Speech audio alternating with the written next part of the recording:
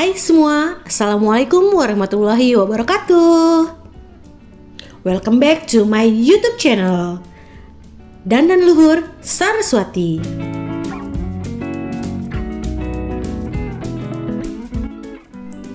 Sebelum kalian lanjut nontonnya, jangan lupa like, share, dan subscribe channel ini ya. Selamat menonton, semoga bermanfaat ya.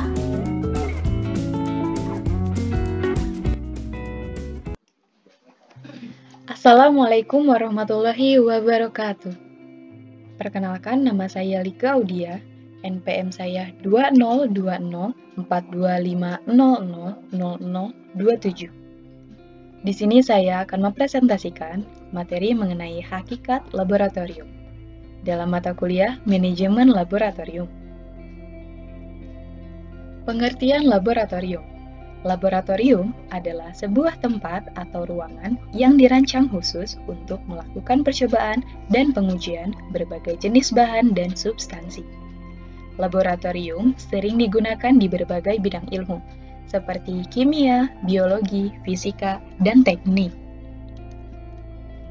Hakikat laboratorium. Dalam konteks hakikat laboratorium merupakan tempat di mana sains dipraktikkan dengan tujuan menghasilkan pengetahuan baru melalui metode ilmiah yang sistematis dan terkontrol. Laboratorium juga menjadi tempat di mana para ilmuwan dan peneliti dapat menguji teori, mengembangkan teknologi, serta mengevaluasi dan memvalidasi hasil penelitian. Dalam laboratorium, para ilmuwan dan peneliti menggunakan bahan, alat, dan teknik yang khusus dirancang untuk memperoleh data yang akurat dan dapat diandalkan. Penggunaan laboratorium memerlukan persiapan yang cermat, termasuk pemilihan bahan, pengaturan lingkungan, dan penggunaan peralatan dan instrumen yang tepat.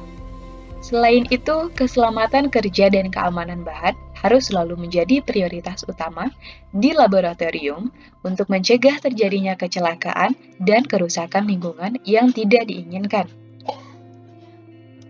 Laboratorium digunakan di berbagai bidang ilmu seperti kimia, biologi, fisika, dan teknik.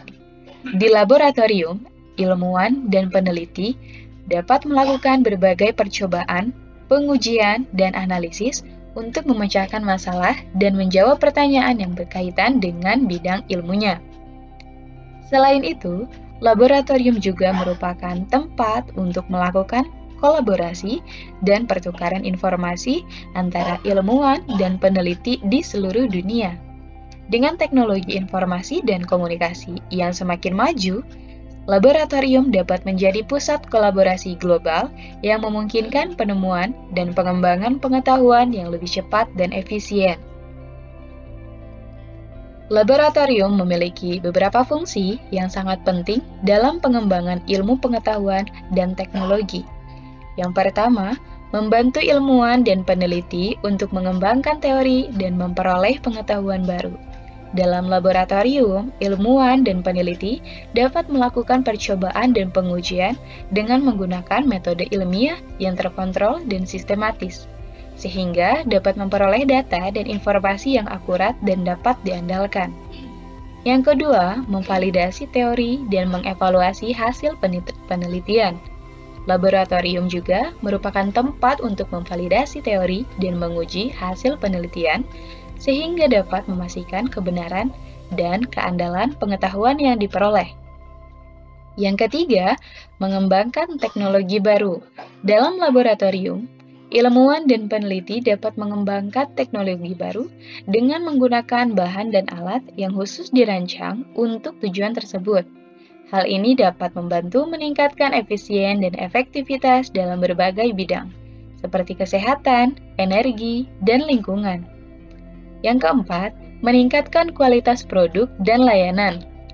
Laboratorium juga dapat digunakan untuk melakukan pengujian dan analisis yang dapat meningkatkan kualitas produk dan layanan, seperti makanan, obat-obatan, dan alat kesehatan. Yang kelima, mengamati dan mempelajari fenomena alam. Laboratorium juga digunakan untuk mengamati dan mempelajari fenomena alam yang tidak dapat diamati langsung, seperti peristiwa di alam, mikroskopik, dan makroskopik, dan fenomena yang terjadi di lingkungan yang terkontrol. Yang keenam, pelatihan dan pendidikan.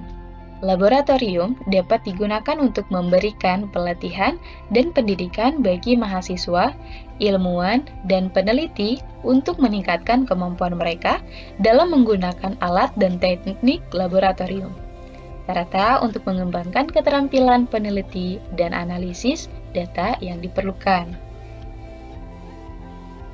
Standar laboratorium adalah serangkaian pedoman dan protokol yang digunakan untuk memastikan keselamatan dan kualitas dalam penggunaan laboratorium. Standar laboratorium yang baik sangat penting untuk mencegah kecelakaan, kerusakan lingkungan, dan memastikan keandalan dan akurasi hasil penelitian. Beberapa standar laboratorium yang umum adalah yang pertama, keselamatan kerja.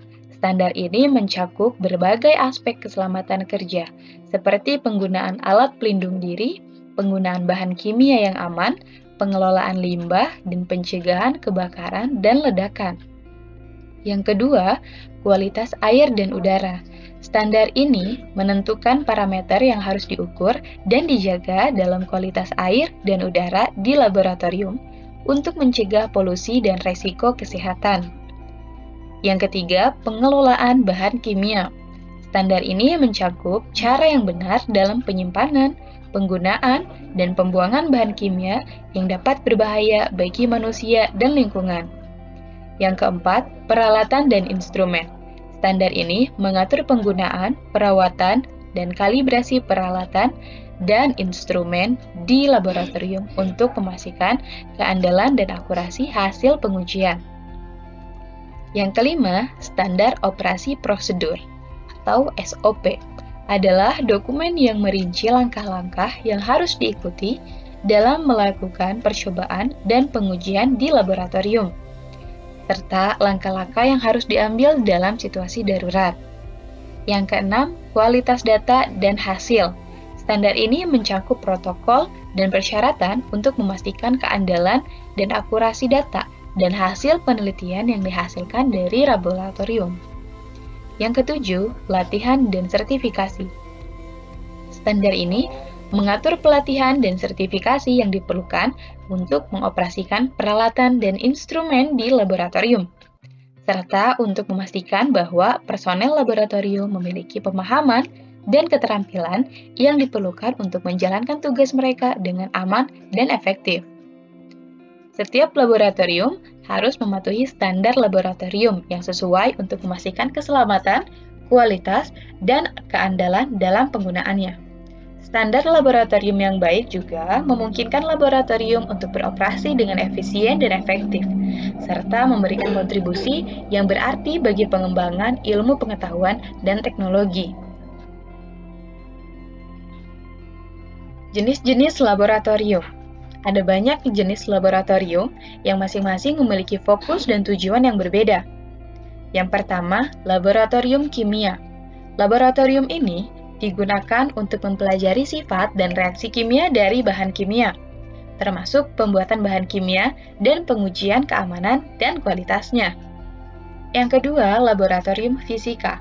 Laboratorium ini digunakan untuk mempelajari prinsip-prinsip fisika, termasuk elektromagnetik, optik, dan mekanika.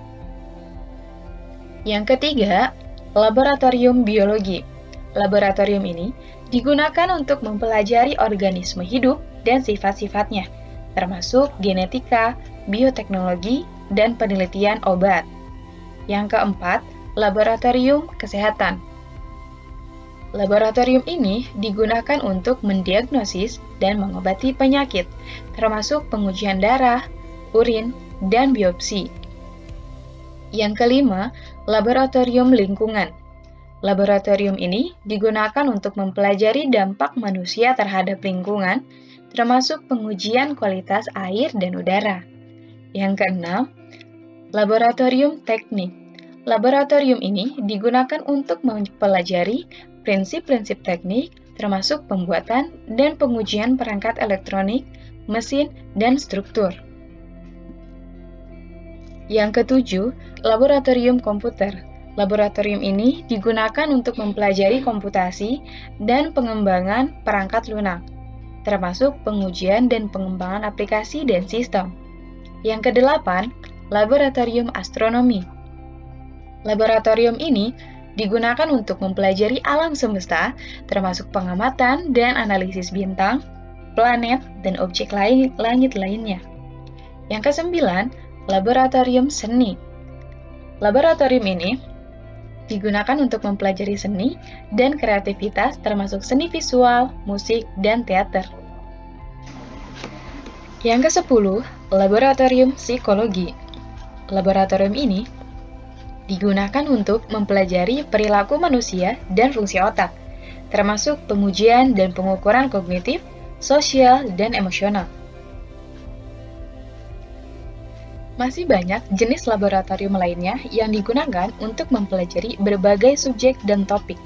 Setiap laboratorium memiliki kepentingannya sendiri dalam memajukan ilmu pengetahuan dan teknologi, serta memberikan manfaat bagi masyarakat.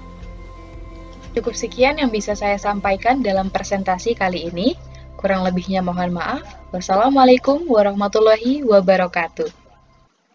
1, 2, 3, and...